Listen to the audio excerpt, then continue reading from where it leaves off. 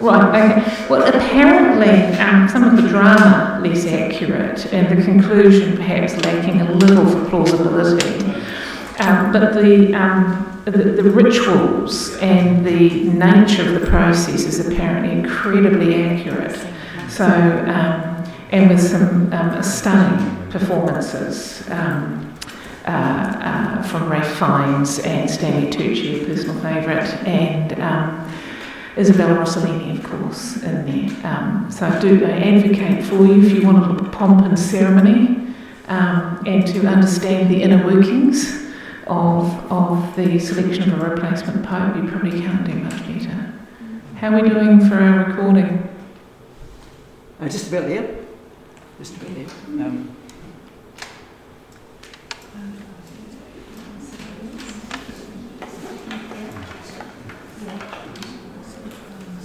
Okay, we can make a start. We can go? Awesome.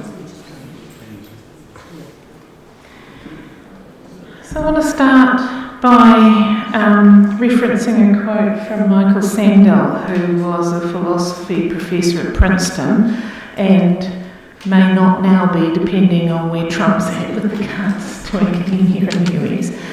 But he's talking about inequality. And this is the debate sort of 10 years ago, really, where this popped up. And he said it's not just that inequality is unfair to those at the bottom.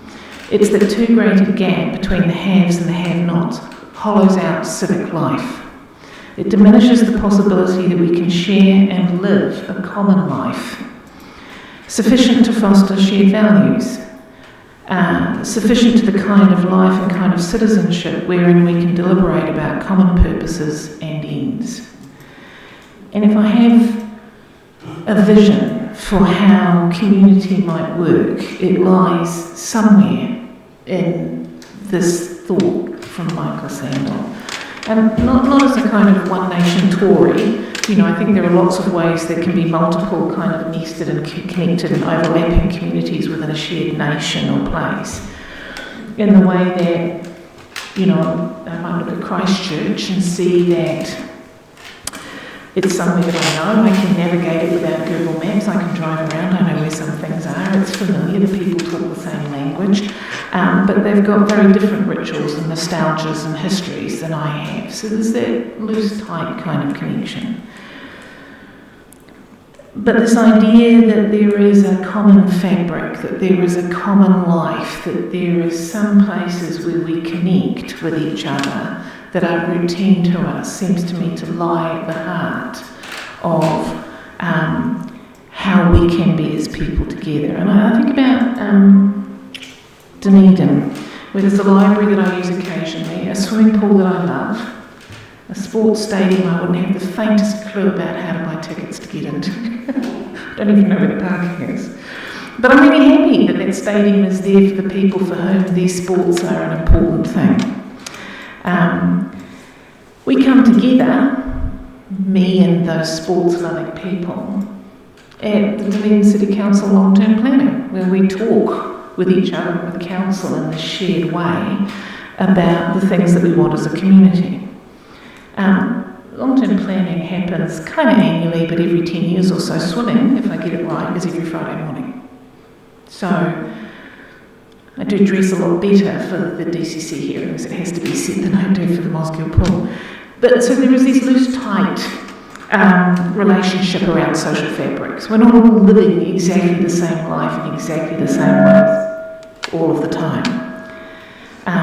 But on our core things, we have to have togetherness. Or there is no we, there is no us. And embedded in this is also the idea that the contribution each of us must make if there is to be a common life.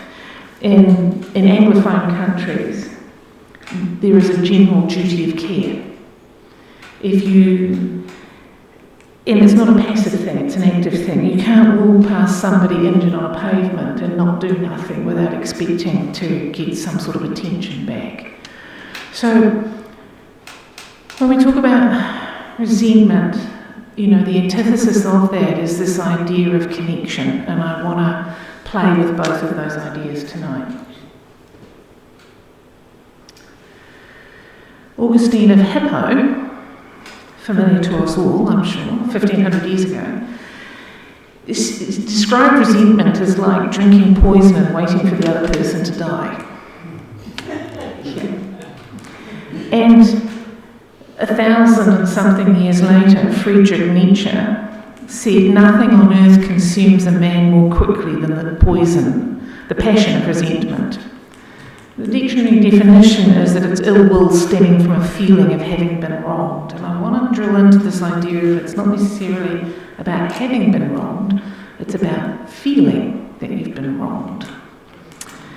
So I think resentment is, by all of these definitions, an outsider's emotion. That is to say, people experiencing resentment feel like an outsider.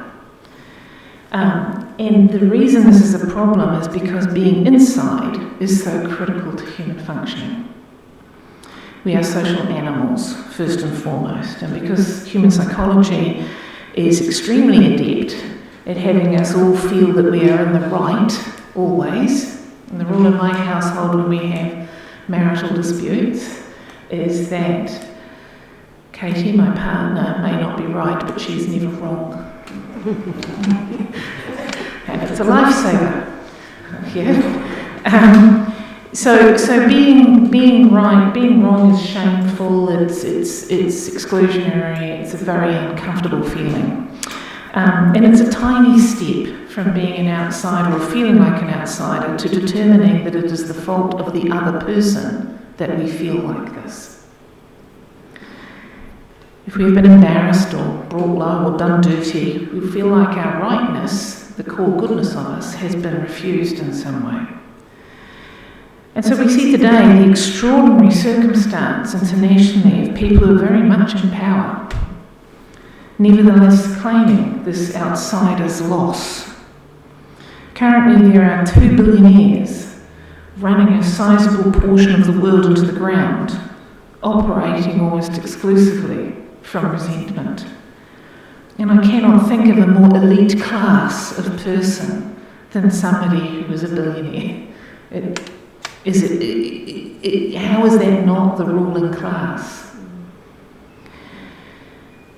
And along with that, of course, we need to consider those who've previously been, and everybody will agree about this, on the out, who have perhaps migrated into power to be able to say what is acceptable and what is not, particularly on the left of politics. We see the social dominance of a kind of rights-based entitlement claim. Women who now dominate tertiary education in every single profession. Yeah.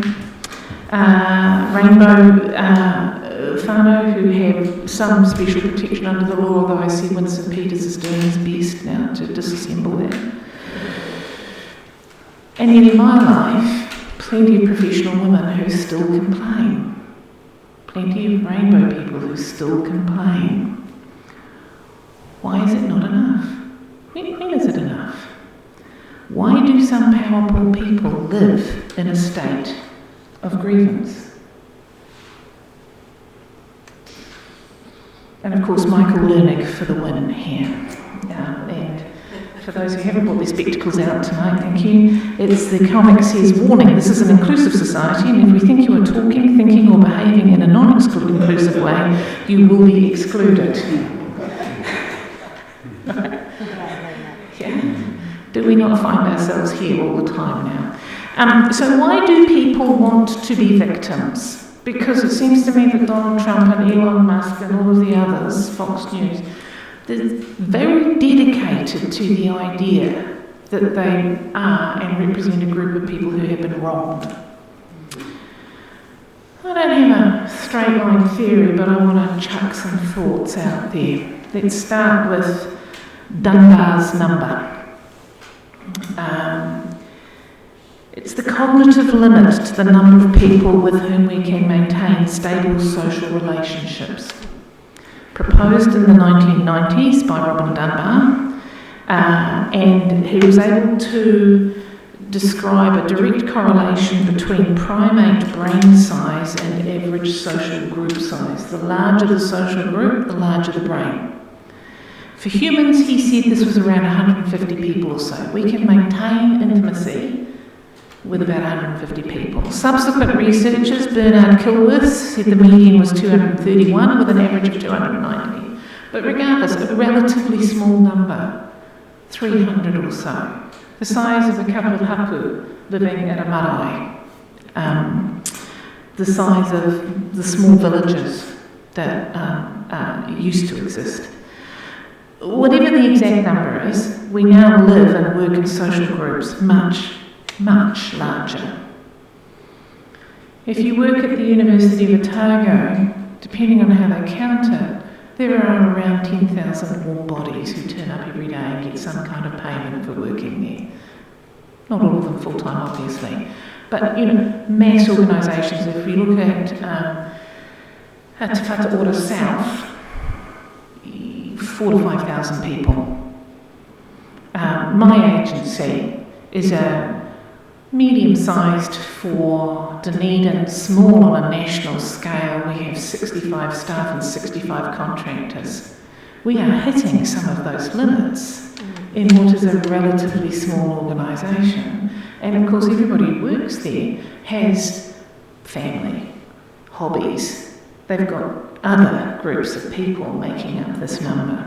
So whatever the number is, we're living and working in these social groups that are much, much, much larger, and it's likely that we use what are called sorting mechanisms, also known as heuristics or shortcuts, to sort these people.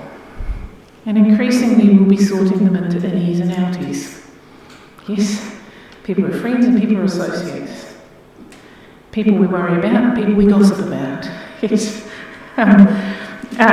And this is a basic evolutionary mechanism for survival, but it lays the groundwork in modern society for them and us.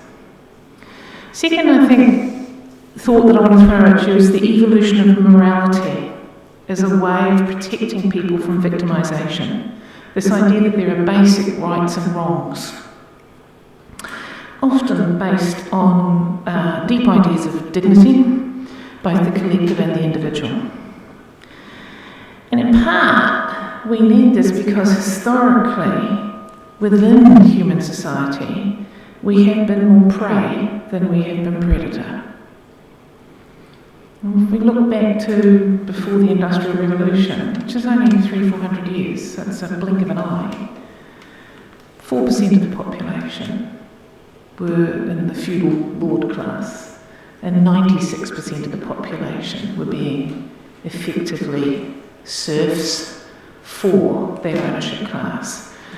So I just want to introduce you to the idea that for the bulk of human society, we have not been lords and ladies. We have been slaves and servants. Today's morality, of course, very much revolves around concern of victimhood and harm, but gets hung on the kind of fork in the road, which is the inherent tension between individual and group rights, which is why we have a justice system. So perceived victimhood forms the core of moral judgments. People condemn acts based on how much they seem to victimise others. So victimhood becomes a signalling device.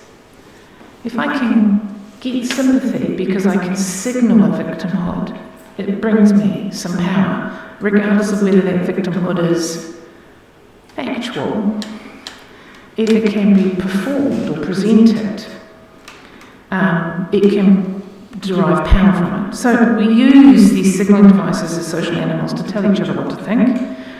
And interestingly, a lot of genuinely traumatised people do not undertake that signalling. They go inward. They hide their pain and shame. At its extreme, this signalling can be read as a license to selfishness. This victimhood can be a two-edged sword. It can inflame division. And in the States, we see a lot of now a discourse around my rights as a Christian are being negated by your rights to be transgender. Yes, I am offended that you exist. I am the victim. But it can also, when it works well, bridge divides through sharing and acknowledging suffering within communities. So why do otherwise powerful people want to look like victims? selfishness, to become powerful. It's leverage. And once there, of course, it is, as Nietzsche says, it becomes all-consuming. Grievance and resentment are self-reinforcing ecosystems. I suspect that this era that we're going through now is different, not in the numbers of people willing to be resentful. Got to remember, Augustine was talking about this 1,500 years ago. It's not new. But that we perhaps now have conditions that permit resentment to dominate. And here we're talking about the media. And I listened recently to a very interesting Australian podcast about Rupert Murdoch and how he built his media empire. And very clearly, what he learned and what he's taught the rest of the media ecosystem to do is to hack the part of the brain that processes feelings, called the amygdala, and the limbic systems that stimulate our arousal and our fight or flight, to make money from them. Research shows that negative news creates higher click-through rates, more time spent per article, and more social media shares than positive news stories. And then beyond that, we have social media. Social media hasn't connected us more. What it's done is it's created greater insularity. If you use YouTube or Blue Sky or X or Facebook or Instagram or any of those, what you'll find very quickly is that the recommendations it makes about what you might look at other than the things you've selected for are very much reinforcing of the things that you've already looked at. The algorithm doesn't offer you diversity. It offers you an even narrowing path of content. And if you make the mistake of pausing too long or clicking on something that's a little bit regrettable, you will very quickly find your feed infused with more of that and more of that.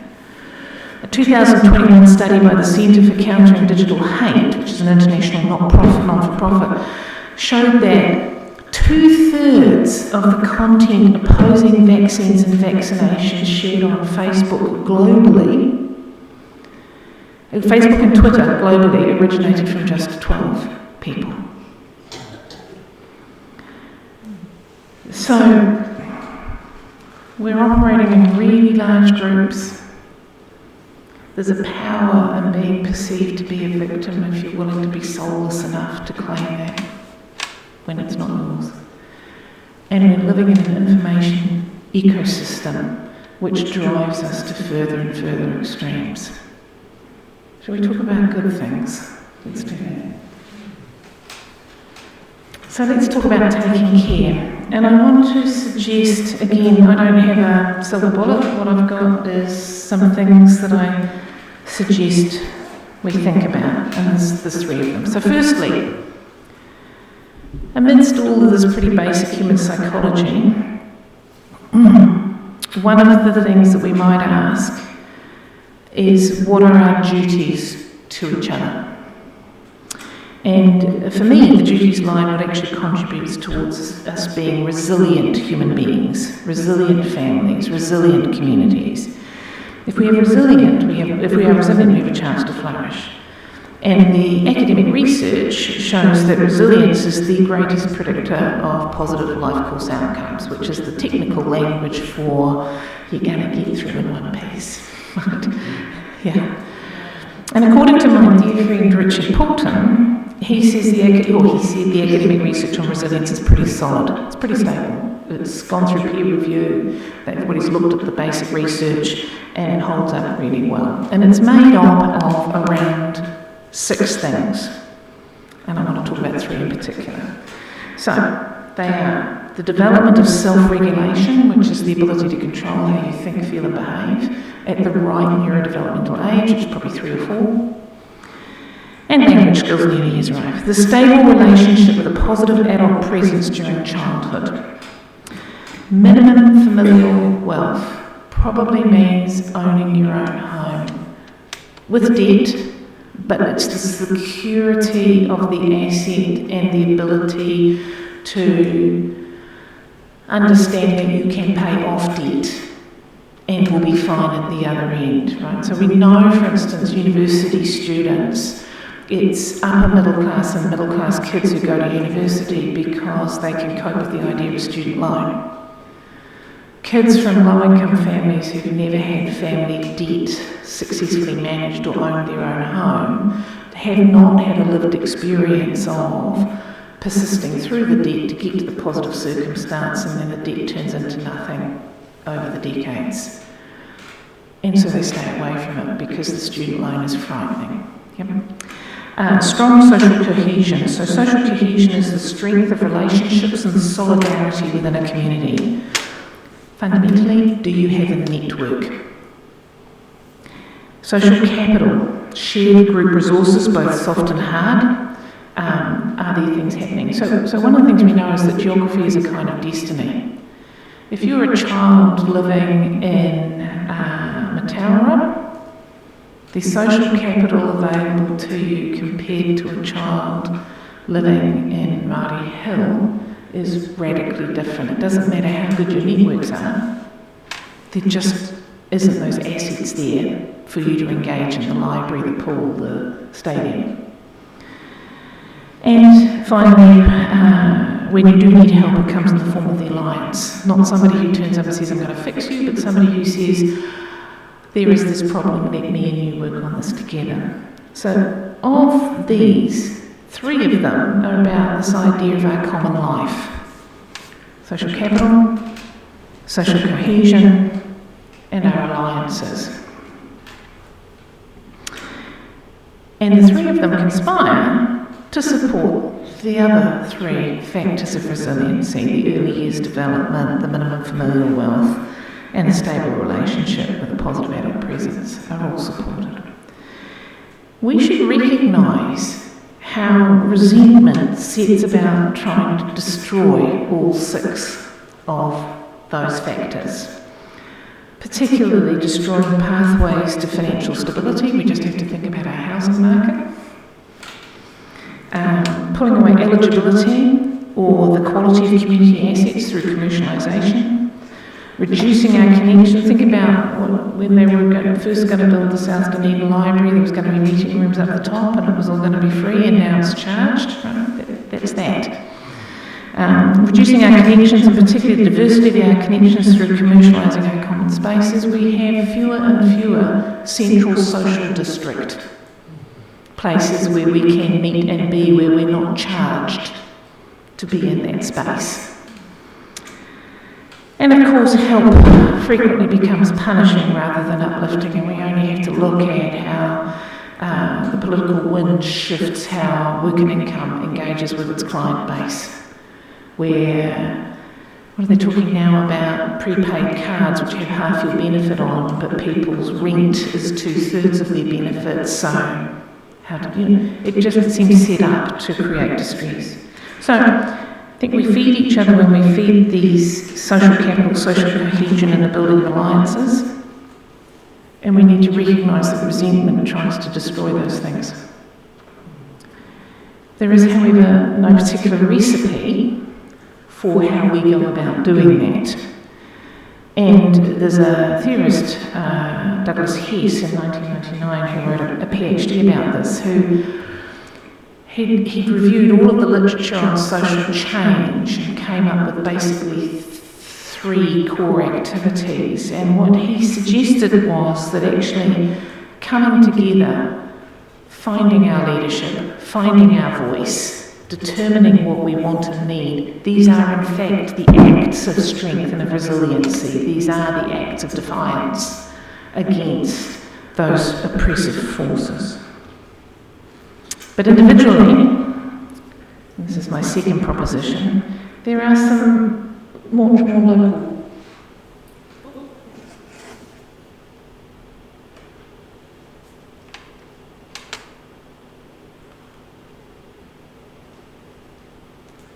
local tools. So this is a resource from a book in 1964. I did not read it when it first came out, it took a few years, called Games People Play. It's a book by a guy called Eric Byrne, where he introduced the idea of transactional analysis, and he contributed an idea called the drama triangle, in which there are 3 victim states which individuals pass through to seek and express dysfunctional power in group settings. And he said that individuals flip between these states to maintain control. And on the surface of it, the victim, the rescuer and the persecutor don't all sound like victim states. But that's just because you've never met a true martyr to the cause, or sat in front of somebody ostensibly helping you who says, this hurts me more than it hurts you, and if you're going to sit like that, I'm just going to shove the thing in, right? So, trust me, they can all be persistently victim states, right? So, the classic victim convinces themselves and others they cannot do anything. They want to escape true feelings and acknowledge change, and the inner narrative is poor me. The rescuer's goal is to help and solve somebody else's problems, and I must help, and it turns up as over-caring and can have negative effects. It can keep victims dependent and doesn't allow permission to fail and experience the consequences of their own choices. So it can be a very powerful position. And the persecutor's inner narrative is, it's your fault, I'm doing this to you. They can be controlling, critical, blaming and angry. And if blamed in return, will almost certainly switch roles and become a victim. The other part of this is, of course, is when somebody picks one of these 3 roles, they force the rest of us to pick one of the other 2.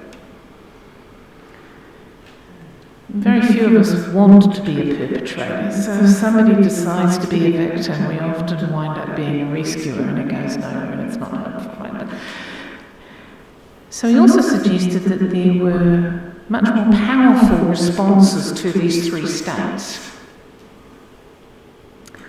Responding to victims as a creator, switching to outcome-oriented rather than problem-oriented. Let's not fix this thing. Where do you want to be? How do you want to get there? What will it look like? What will it feel like? Resolving the dynamic tension, the difference between the current reality and the envisaged goal by taking small steps.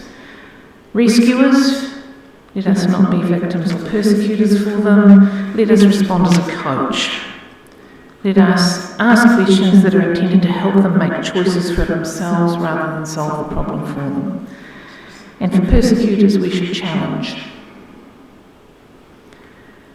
We should push them to clarify their needs and focus on their learning and growth. And we'll come back to that in a bit. So, we've had coming together as a group, and we've had individualised responses. This is a lovely young man, Yanaton Zunga, who said that tolerance is not an agreement to live in tolerance is an agreement to live in peace, not an agreement to be peaceful no matter the conduct of others.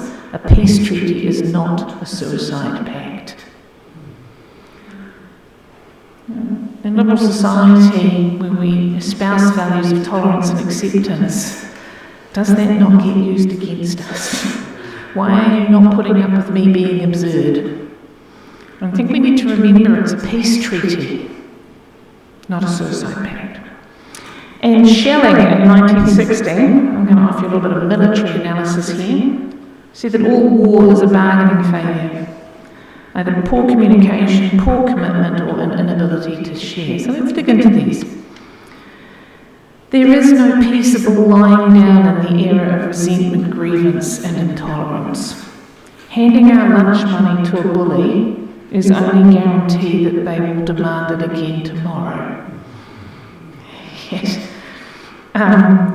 Those who are consumed by selfishness and the power of resentment will not simply give up while they are being rewarded for that.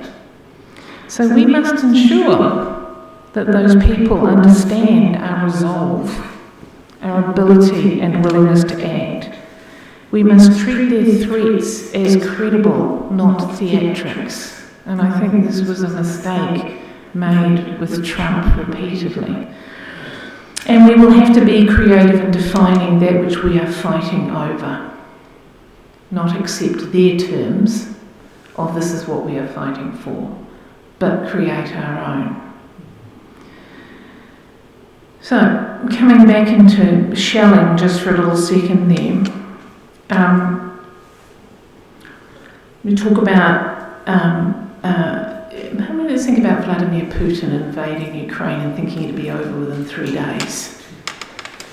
Boy, did he get that wrong, right? He did not understand the resolve of the Ukrainian people. If he had known in advance, would Russia still have invaded?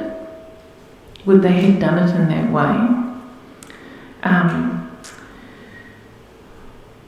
When we look at conflict, are people able to make their resistance look credible and genuine and based in reality? And can we change the nature of the pie that we're fighting over? So my last thought about how we take care in an era of resentment is by being firm in our knowledge of who we are and about how we want to be in the world, by espousing assertively our commitment to the inherent God-given, indivisible, inalienable dignity of each person, but particularly as the Beatitudes encourage us, the meek, the merciful, the pure of heart, and the peacemakers. Not necessarily as individual populations, but as characteristics of a whole population.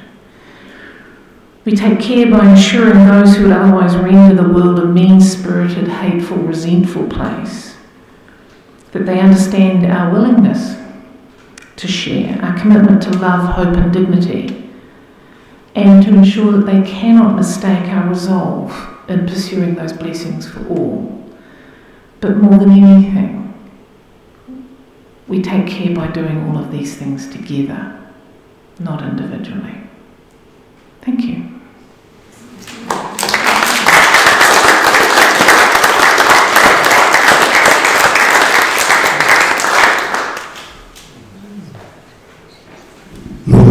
Laura, would you be willing to take questions? So let me just say, when Donald asked me to do this, he said to me to try and be provocative, so I hope I put a little bit down on me.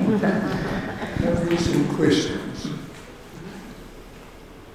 This is not an option where everybody's going to sit silent for the first 5 minutes. Can I give one example? I was at the airport. This afternoon, and a couple sat down. They were obviously from England. They had just left the international airport, run all the way to the domestic airport, was about to get on the plane when the lady discovered her phone was missing. You could imagine the awful feeling.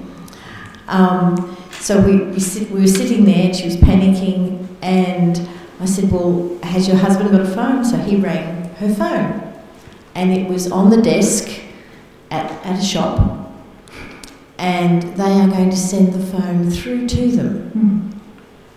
We forget that there are 6 billion people on earth, but an awful lot of us are being kind, loving, caring, and that's just one tiny, example in one moment of the day. So turn off the news. Don't worry about it. It'll finish. And I think you're absolutely right. And we don't tell enough of those stories, right? Because our brains are wired for danger. We treat as background noise the good things. But when we're confronting the kinds of forces we're seeing at the moment, actually we need to be assertive in telling those stories to each other, to reminding each other about the kindnesses. Because it reminds us that we are a majority. Yeah? And we are not individuals isolated, slogging through this stuff alone. And I think that's, the core of, we've got to remember who we are. Thank you.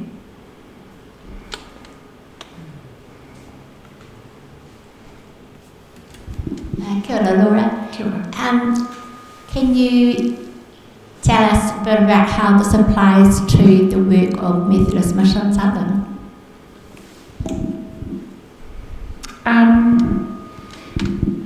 Yes. I'm in the middle of having a major budget fight with a government funding agency, so I'm experiencing the meanness at the moment. And I see that David Seymour has stood up today and decided that teaching of tikanga and the place of tangata whenua in early childhood education will now be optional. So there's plenty of meanness floating through our lives right now.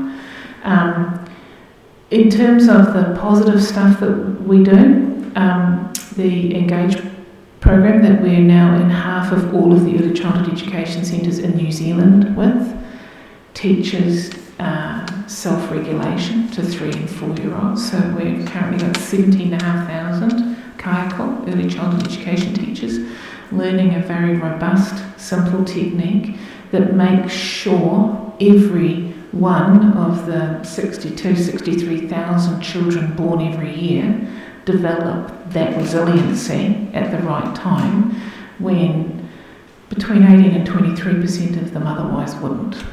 So when in our youth transition houses, we look to plug the young people that we're working with into those that social capital, those assets that are out there, and to build networks for them.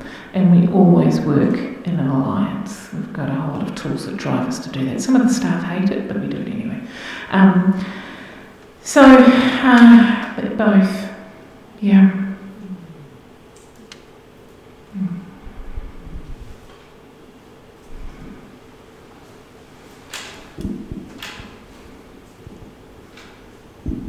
Thanks, Laura. I think the most important lesson I've certainly learned this evening is that I've thought of resentment as being the priority of the losers, but in fact, everything you've said draws attention to me to the fact that those who win have scores to settle. Yeah. That's a very simple but increasingly common feature of manifestos. Yeah. Is that after we've won, look out. Yeah, and I think that's right. I mean, on the occasions when we've had programs working with prisoners and with beneficiaries and people in that space in life, it's a very small percentage of them who feel hard done by. Mostly the presentation you get from that is, I might have contributed to what's going on for me now, but I need a bit of help and I want to try and do it differently and better. Whereas the moneyed class are full of, it's not fair. So we've been having this fight with Housing and Urban Development, the ministry, for 8 months now. And it's impossible to get them to respond to an email or a phone call or do it on time, and they keep telling me they'll be in touch tomorrow, and then they'll tell me a week later that they'll be in touch the day after, and this goes on and on and on and on. And when I do get hold of them and I say things like, perhaps I might talk to your boss instead, what I hear from them is, you don't know how hard it is to be us. We're having such a terrible time at the moment. And the conversation that we're having is about homeless teenagers and how they want to cut funding. And it seems utterly disconnected. Now, I get that it's not nice to go through restructuring, and I get that they have their anxieties, but they're losing a sense of context. That these are people who are better educated, better paid, more comfortable, older, with more networks and more assets by a factor of 5 compared to the group they're supposed to be taking care of. When I go to Wellington, and you'd think the plague had ripped through. You know, 5% of public servants have lost their jobs, and it's been tough. But it's like going to a funeral. We were arguing about people whose benefit is $326 a week, and that's all they've got to live on. So increasingly, resentment has become the privilege of the powerful. And I'm not sure if it's because resentment causes them to be dislocated from the rest of us, or they're dislocated from the rest of us and that allows resentment to arise, or whether it's one of those things where they're both swirling at each other madly and it just takes off. But it's not good.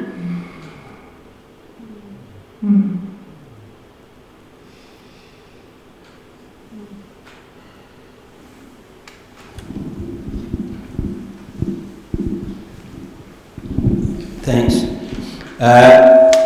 It's a really interesting talk, actually. I'm wondering whether there's another side to this. I mean, you've made quite a convincing case that people in power have got the ability to define themselves as victims. I mean, that's what it's all about. If you can define yourself as a victim, you can do stuff.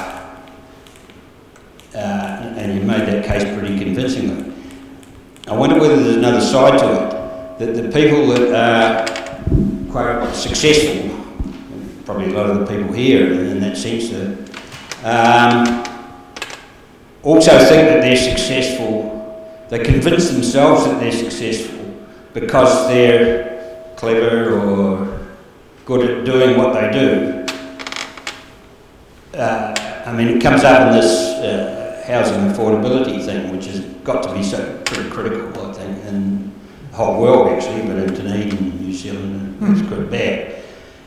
There's a tendency to, I mean, there's actually quite a simple explanation for what's caused property prices to rise so much. I mean, I call it fake wealth, basically. I live in a house that's probably, so the rates notices tell me is worth $800,000 or $900,000. I bought it 40 years ago. I think it was about 130 or something like that. Same house. Now, that rise in value is not due to anything I've done, particularly clever.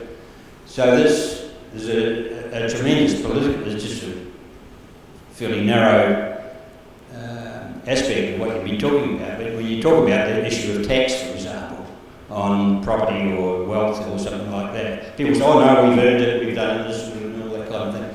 In actual fact, they haven't. Some of them have. They'd probably be better at doing things than some people, but there's a tendency to blame the real victims, which is the people that are living on the tents in the Oval or can't pay the rent down at the bottom of Main Street. But also this is about the disconnect, isn't it, right? So I think I work really hard at my job.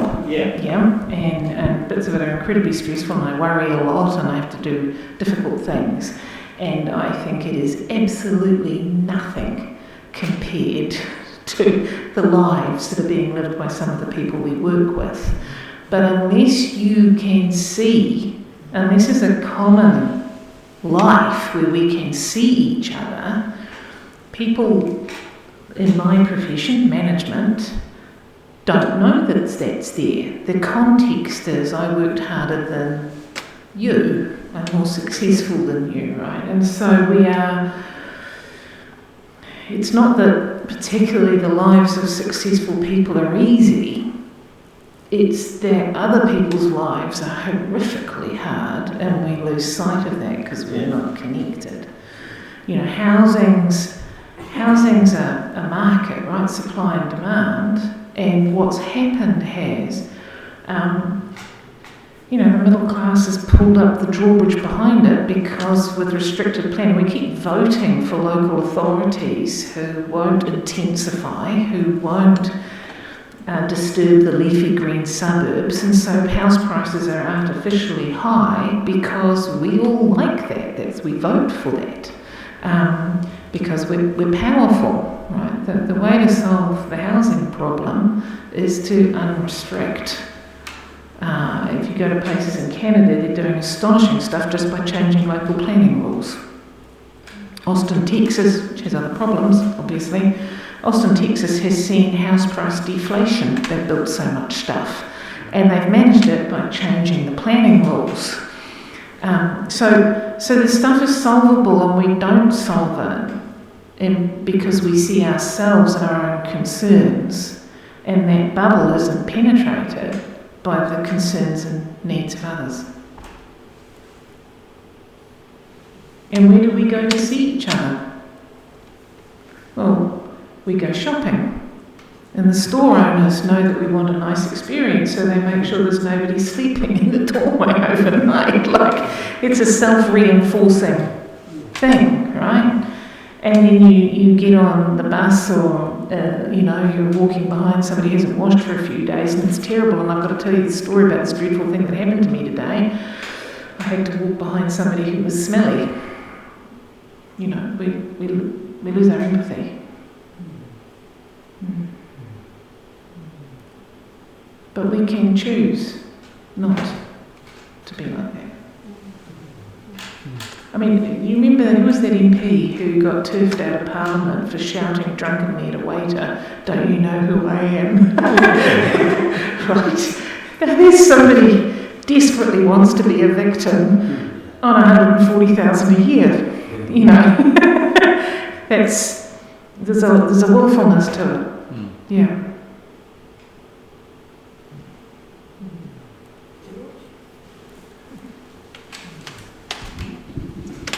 Thank you for your talk, but how do we not have resentment? Anybody I speak to today is all against Mr. Trump. Yet if we are Christians, should we be turning the other cheek? Well, and I come back to tolerance is not a suicide pact. Yeah? And I'm going to forget it, but the meek, the merciful, the peacemakers, yes, we should not be ashamed to stand assertively for those. And in the Beatitudes, isn't it? Is it Mark who also has woes? There are the woes and the Beatitudes as well as the blessings. Yeah. We've got to remember Jesus was fairly assertive on a number of occasions. Yes. We get to decide who we will love and what we will love and what we will allow to flourish. And those lacking in mercy, those lacking in humility, those lacking in peacefulness are the people we need to show that we disagree. But Jesus has to tip over the table in the church. I think the first thing that Jesus, well, not the first thing, but he became more than one man. He had the disciples, he had the followers, he became a movement. We don't fight this stuff as individuals. We fight it by refusing to be separated into our tiny little individual pods. We fight it by standing together and saying, we are more than you. And I think it's really interesting if you look in the States, Columbia University has basically collapsed because they took a backward step. And Harvard has said, come on if you think you're hard enough, sunshine. Yeah. And the administration's already backing off from Harvard. Yeah. So you do not, the one thing we know about bullies, and selfishness is a form of bullying when it's like that, is if you give them your lunch money today, you're going to be doing it again tomorrow and the day after and the day after. So we can refuse with love. Nobody here is suggesting Nobody here is suggesting that, we send in some ninja warriors to take out Mr. Trump, right? Yeah. But regardless of their acts, we believe in the dignity of every individual, including Elon Musk and Mr. Trump. Yeah. We will still love them for that, but we will refuse them together. Sorry.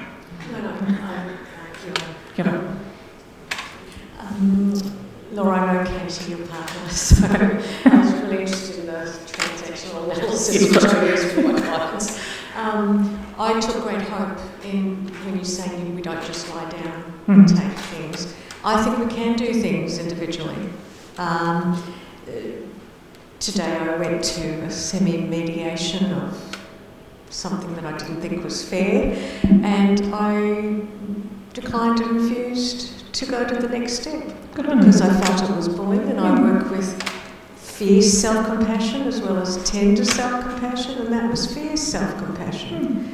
it wasn't good for my health. And it wasn't going to make any difference anyway. So I think as an individual as well as groups, we can be assertive. We can look after our own dignity as well as the dignity of others. Absolutely. And I want to confess now, I've moved to buying New Zealand mayonnaise rather than Hellmann's, because that was the American product in our household. I mean, there are absolutely these individual acts, right? But it's the choosing as individuals to act in concert. Yes, where the power lies. And well done you for taking care of yourself.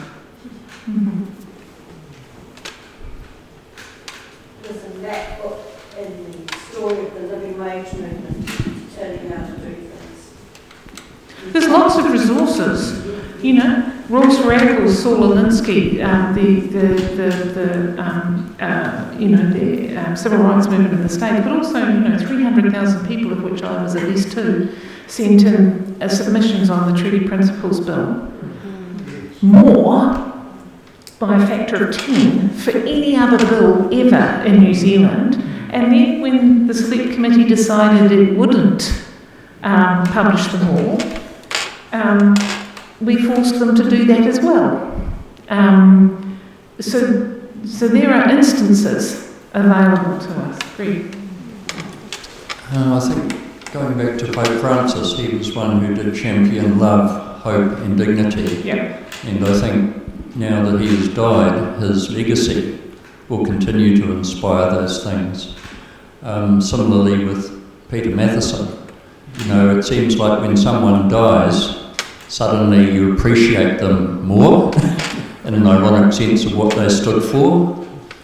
Yeah. But a woman who did champion those things was the Episcopalian woman bishop, who soon after Trump was appointed had him in her congregation, and she carefully crafted her sermon to ask for not only Trump but everyone, to have mercy and to care for the stranger. And she was asked by President Trump to apologise. How dare she? So that was an example of his resentment against her proclamation of the gospel. And she refused to apologise, so she is doing exactly what you said. She's countering his arrogance, his selfishness, his blindness, with standing firm in her faith and backed up by millions in her church. And in fact, she offered to meet with him and explain her sermon to him if he wanted it. So there's the coach, right? And Pope Francis, also, I think, a master of what's called shade, because the day before he died, he met with the Vice President of the United States to give him a lecture on immigration. That's Camilla. And with love, with calm, not shouting, with warmth, all of those things, but with soul and with knowledge and with prayer. Yeah. So there are those people, but also we have to acknowledge there are days when it's too much. We have to take care of ourselves, right? And part of being, when we can, not just individuals, but part of a movement, is we understand that other people are there to take the load time to time when we can't. This is a marathon, it's not a sprint, right? And we do what we can. Thank you. Thank you.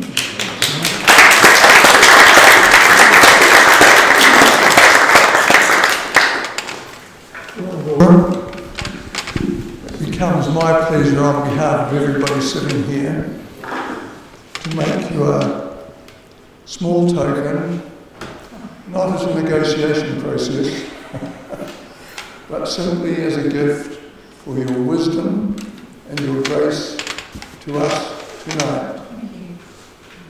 Thank you.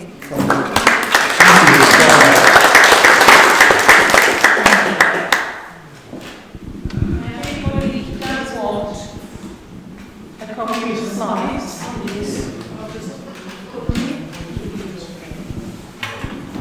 And thank you very much for turning up tonight. It's been a cold night, and as the winter progresses, it too will progress downwards in temperature. We have got an interesting lineup coming this year, and I won't divulge anything about June yet. That's right, I don't know yet.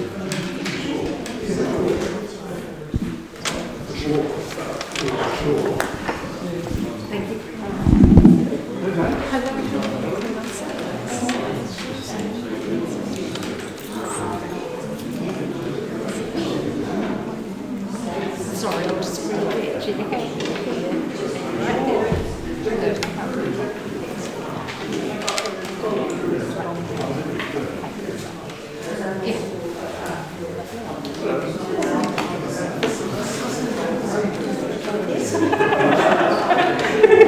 Why not?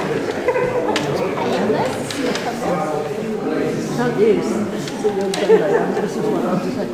I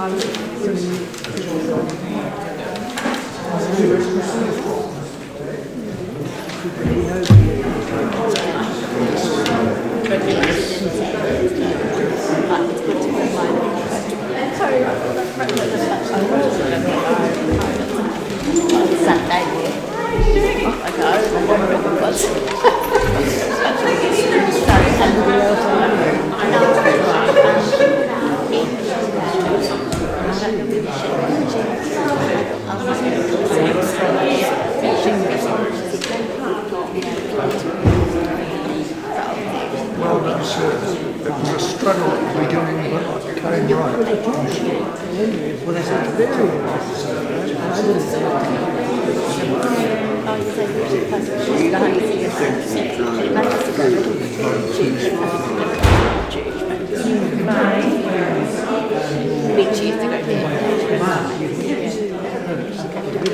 You put on music once, you can just play a few. This was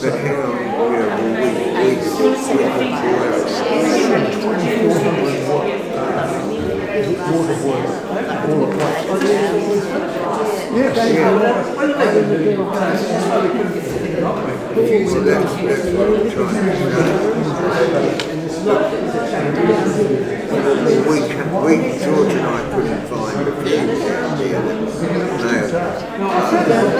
Yeah. Oh, yeah, that's, yeah. Yeah, it's all on there. Oh, I was just saying that about the house. I sort of opened the house on the side. Yeah, well, it was a word that we no doubt. I would be able to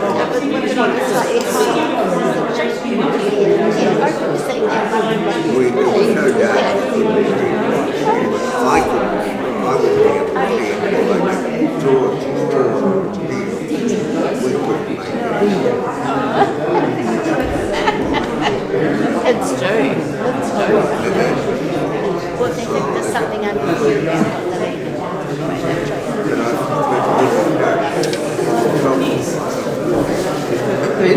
Can't be good all the time. So we got an extension.